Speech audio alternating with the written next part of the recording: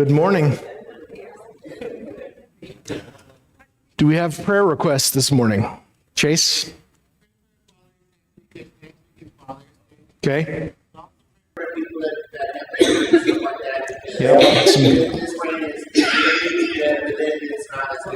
It was a lot of rain all at once. I know I had a river flowing in my backyard last night. Yes, sir. Okay. Yes, sir, for sure. Remind me of your name one time. Sir? Brent, that's right. I'm sorry. Brent Looney. All right. My memory is failing me. Any other prayer requests this morning? Obviously, Bill and his family. All right. Let's start off with a prayer. Dear Heavenly Father, we thank you for letting us be together this morning to look at your word, to try to get some comfort, some knowledge, some faith from it. We thank you for everything that you've provided for us to understand you, to understand what you've done for us through your Son. And we pray that we will approach your word with our hearts open this morning. Will you please be with everyone with the storms and the rain across the country. Protect them, comfort them through whatever they're dealing with, damage and so forth. Thank you for providing the rain. But if we might ask that we've had enough at this point, be with fathers this next week. Help them to be the men they need to be, and for us to show them our thanks in every way possible. Be with Brent Looney's family this week, and be with Brent in whatever situations that they are dealing with. Be with Bill and his family. Heal him, bring him back to us as quickly as possible. Comfort them and provide us to them in any ways that we can be. Thank you for your Son, Jesus. In his name we pray. Amen. We talked last week about history and archaeology and the Bible. This week we're going to have a continuation of that discussion in a little different direction. We're going to talk about science and the Bible. These are a couple of science books, textbooks. What do you notice about these books? What's something that is on the cover of both of these books? And I know they may be hard to see. They're kind of small up there. Okay, there's an author. What else is there? Science. Okay, some pictures. Do you see the little 14th edition on the one on the right? I know that's small. And on the left one, there's something that says 3rd edition. What does that mean?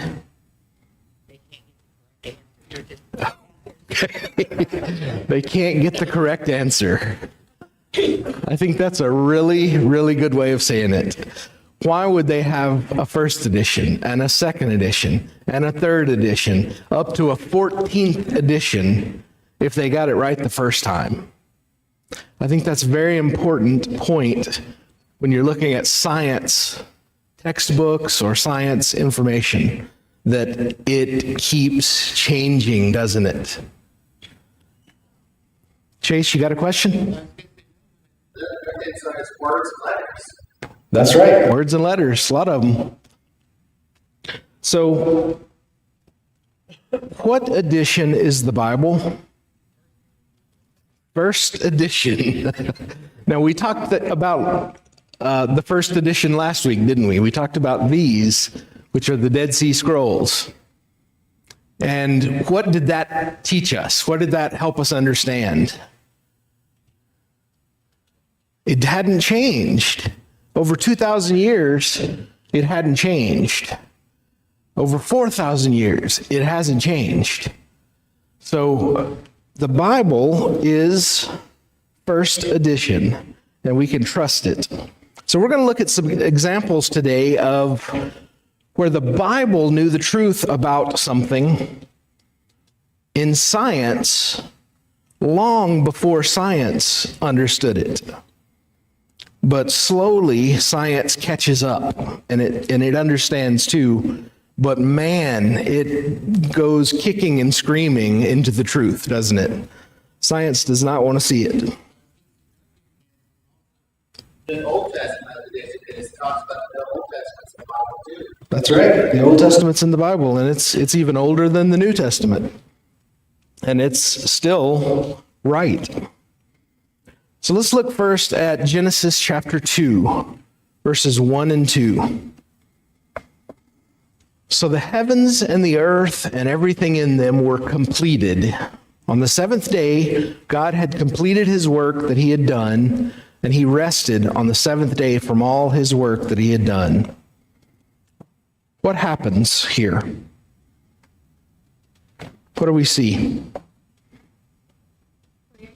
Creation, that's right. The what? 7-day creation, okay. Yeah, 6th day, and then he rested on the 7th. Completeness, okay. So creation is done, it says. God was completed. What needed to be created has been created, and God rested.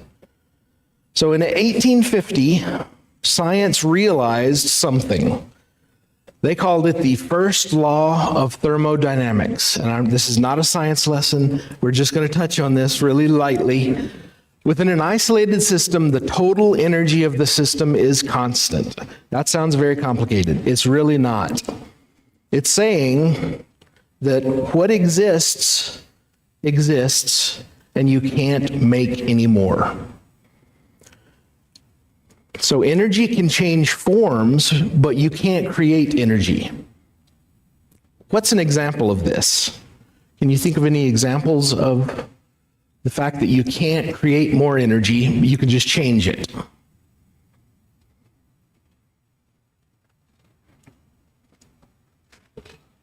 Water to steam, great example.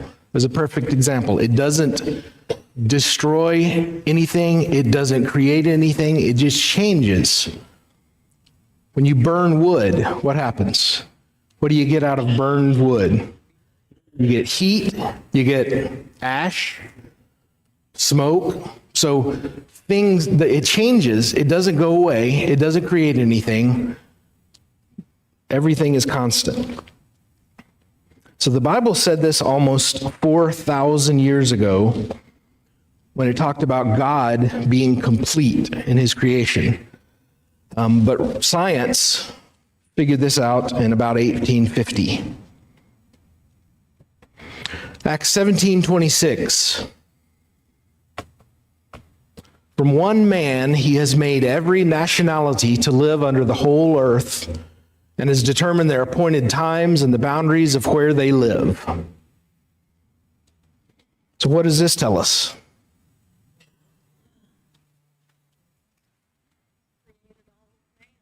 He created all of man from what?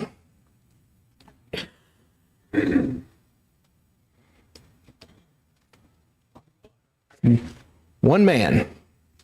From one man, it says. All right?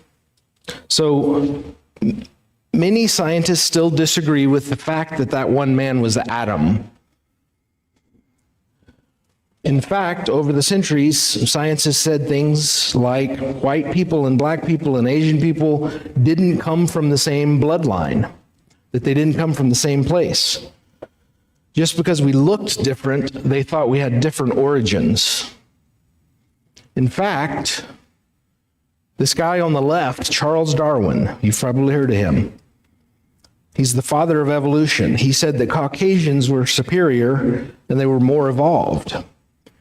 This very unpleasant guy on the right, Hitler, he took that evil teaching and he killed millions because of it.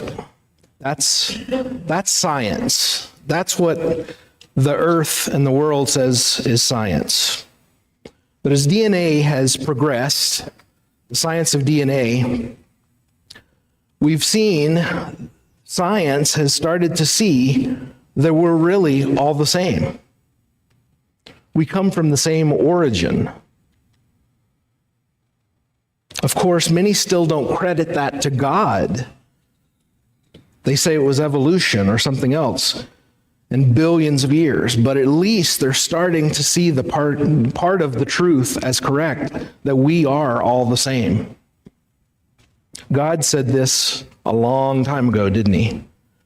Genesis 1:27. So God created man in his own image. In the image of God, he created him. Male and female, he created them. And then in 11:1 through 9, we have the story of the Tower of Babel. I think it's an important story to understand that when science is trying to figure out where did man come from, where did we start, the story of the Tower of Babel is a very solid explanation of how we spread out and how we changed into different languages and things like that, into different areas of the world. It says, now the whole world had one language and the same words. And as people migrated from the east, they found a plain in the land of Shinar and settled there. And they said to one another, come, let us make bricks and burn them thoroughly. And they had brick for stone and bitumen for mortar. And they said, come, let us build ourselves a city and a tower with its top to the heavens. And let us make a name for ourselves, lest we be dispersed over the face of the whole earth. And the Lord came down to see the city and the tower which the children of man had built. And the Lord said, behold, they are one people, and they have all one language, and this is only the beginning of what they will do. And nothing that they propose to do will now be impossible for them. Come, let us go down there and confuse their language, so that they may not understand one another's speech. So the Lord dispersed them from there over the face of all the earth, and they left off building the city. Therefore its name was called Babel, because there the Lord confused the language of all the earth, and from there the Lord dispersed them over all the face of the earth. So science is starting to see that there was a central point at which man came from, both DNA and a physical point. And the Bible told us this long ago. But as we see, science twisted their own thoughts into some evil stuff over the years. They're still doing that, if y'all haven't been paying attention. Any thoughts so far?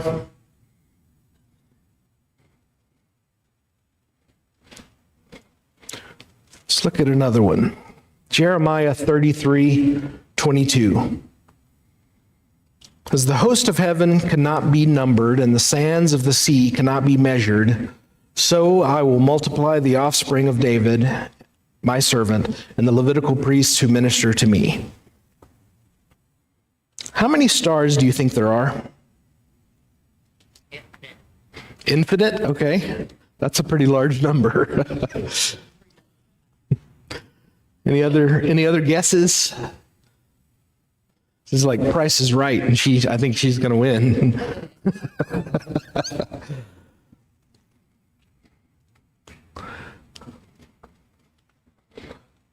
So what did scientists say in the past?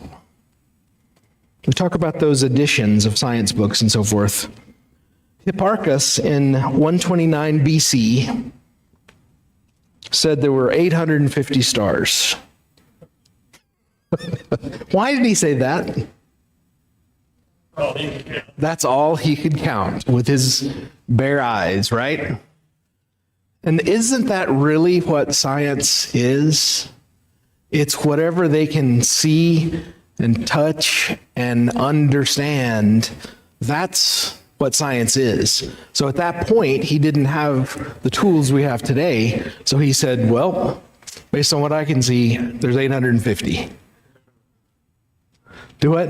Literally, based on what I can see. That's exactly it. Literally. It's exactly right. 230 years later, a guy named Ptolemy, he said there were 1,025. So he looked harder, or maybe where he was darker, so he could count a few more. So he said 1,025. Science now says it's probably more like 1 septillion. That's 1 with 24 zeros. I wonder how they know it's not 2 septillion, right? I mean, where do they get that from? That's as far as they can see. It's as far as they can count and understand. So this is the picture from the Webb Space Telescope it's a compilation of several different images, long-running images that they leave the lens open and let it, soak in the light for a period of time. What do you see there? What are all these things, do you think? Galaxies. That's exactly right. That is not stars, that is galaxies. And what galaxy are we in? The Milky Way, that's right. And how many stars are in the Milky Way? I don't know, but probably a lot. Somewhere between 825 and a septillion. But then you look out, and we have technology now that can look out and it can see galaxies like ours. Infinite number of galaxies. Each one of those with billions of stars. TV the other day that they located a new star. Yep. The telescope that's reached out and seen. Mm-hmm. They said that we won't see the light from that. That's right. Yeah, it's amazing. They're finding new galaxies. They're finding just amazing things with this new technology. But once again, it's like going from 825 to 1025. It's just, okay, yeah, we can see a little further. Our technology allows us to see a little bit more. And so then we go, okay, it's got to be a septillion. That's how many stars. The next technology is going to tell us, oh no, it's 1 with 48 zeros. Who knows? The point is, God said a long time ago, he says he determines the number of the stars. God determines that. And he gives to all of them their names. So not only can God count those however many septillion stars, he knows their names because he created every one of them. That is the God that we serve. Isn't that pretty amazing? Yes, Chase?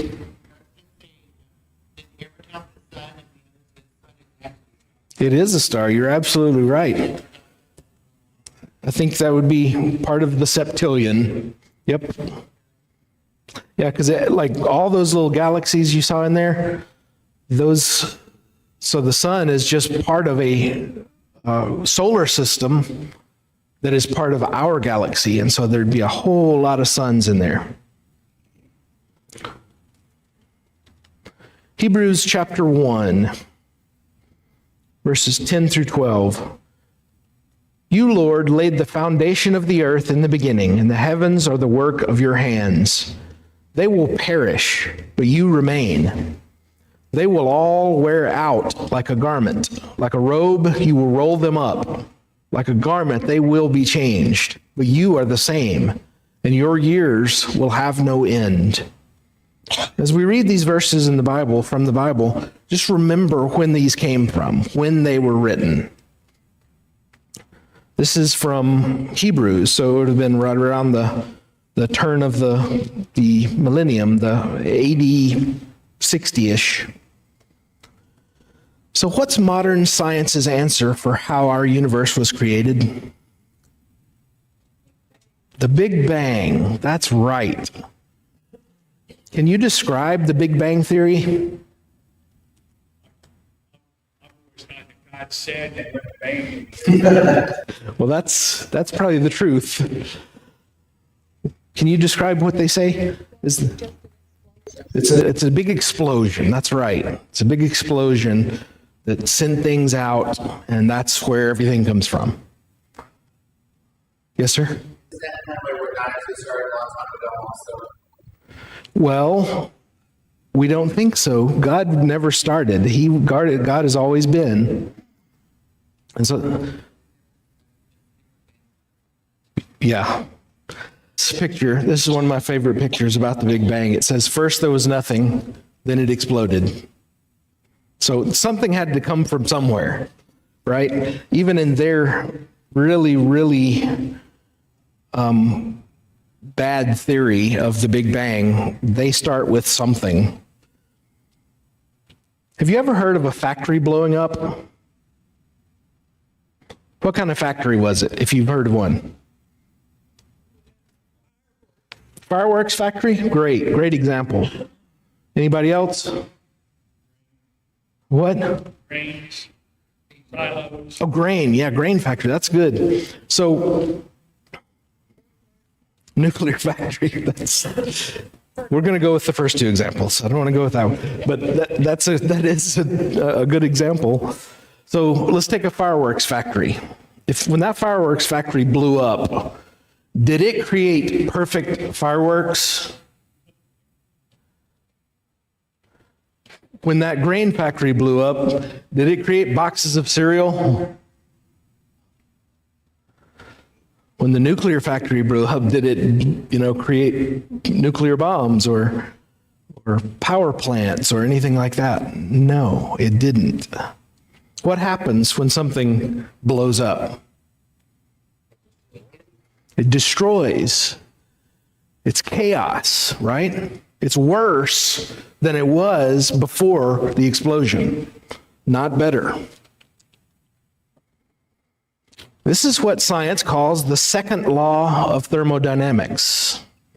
It says the entropy of the universe will always increase over time. Now, if you're like me, you don't use the word entropy every day. All that means is chaos, disorder.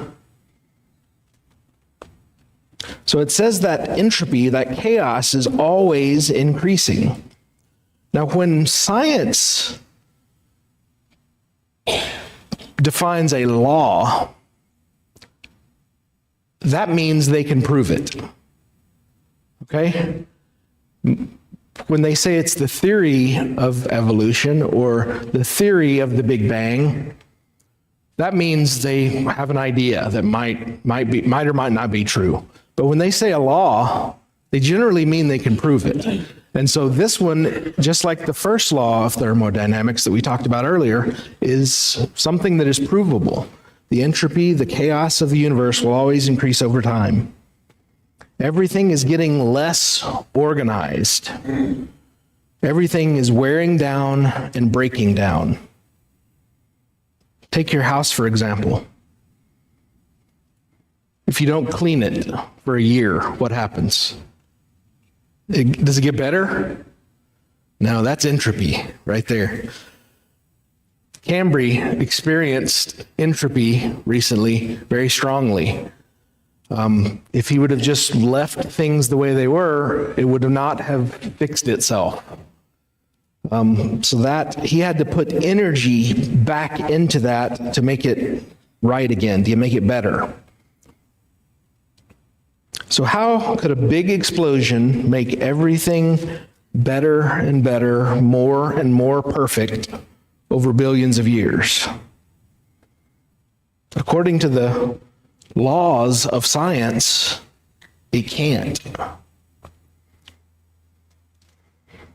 And God said that 2,000 years ago, very clearly. Any thoughts before we move on? Psalm 8. The birds of the heavens and the fish of the sea, whatever passes along the paths of the sea. Do you know what a path of the sea is? Current? That's right, it's the ocean currents. There's very well-defined ocean currents that ships use to not have to use so much fuel and so forth. They weren't discovered until the mid-1800s. But Psalm was written when? Thousands of years before that. Job 38. Have you entered into the springs of the sea or walked in the recesses of the deep? Do you remember the context of this discussion?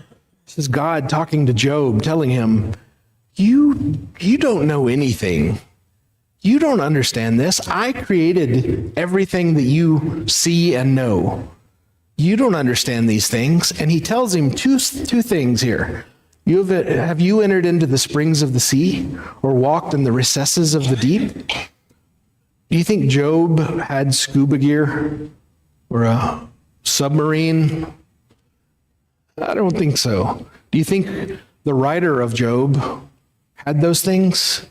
No. God knew those things, though. So, freshwater springs in the deep parts of the ocean weren't discovered until 1970. And now you can see here, that's a freshwater spring, coming right up out of the ground. Incredibly deep places like the Mariana Trench were discovered until the mid-1800s. It's 6.8 miles deep. God talked about that in Job. So science takes thousands of years to catch up with God's knowledge. Isaiah 40. It is he who sits above the circle of the earth, and its inhabitants are like grasshoppers, who stretches out the heavens like a curtain and spreads them like a tent to dwell in. What do you think this is talking about?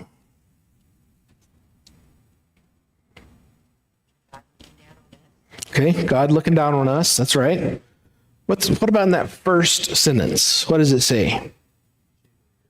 The shape of the earth, the circle of the earth. This was written thousands of years ago. Do you think they knew that the earth was a circle thousands of years ago? No, they didn't. They thought it was square. They thought it was flat. They didn't understand that we were a sphere. But God did. Until about the 15th century, most people thought it was flat and square, like a map on a piece of paper. There's some morons today, honestly, that still think the earth is flat. There's a whole flat earther society. I'm sorry, but there's too much evidence. Job 26:7 says, he stretches out the north over the void and hangs the earth on nothing. What do you think that's referring to?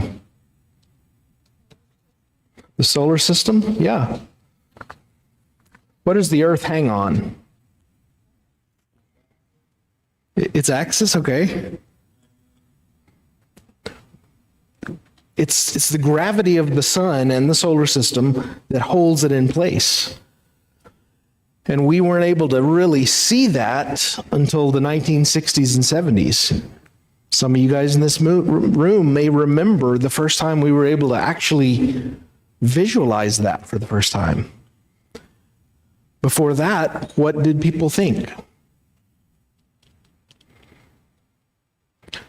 They thought the earth was carried around on the back of a giant turtle. Or maybe that there's some cultures that believed that 4 giant elephants held up the earth.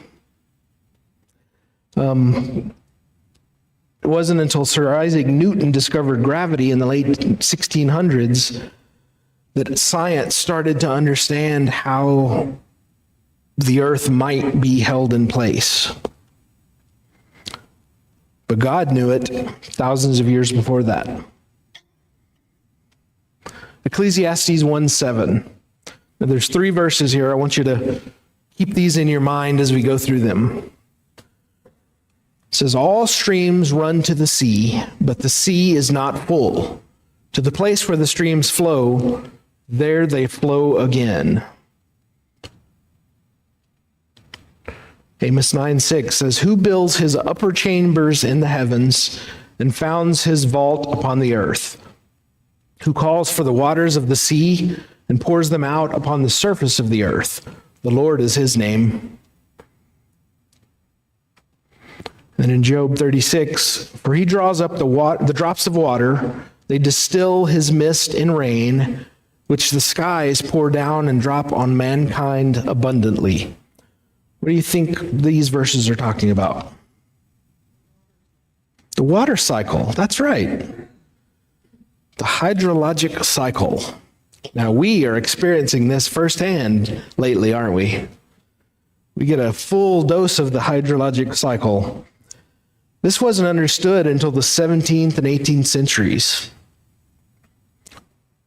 3,000 years after it was described by God in the Bible.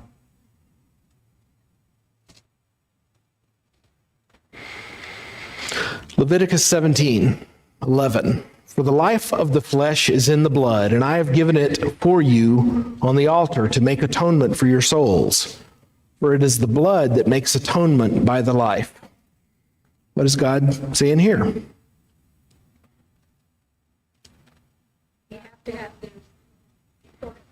So you have to have blood for life, right? Why does blood provide life?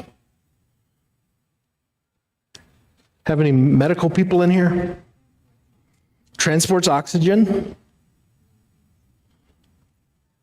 nutrients. Okay.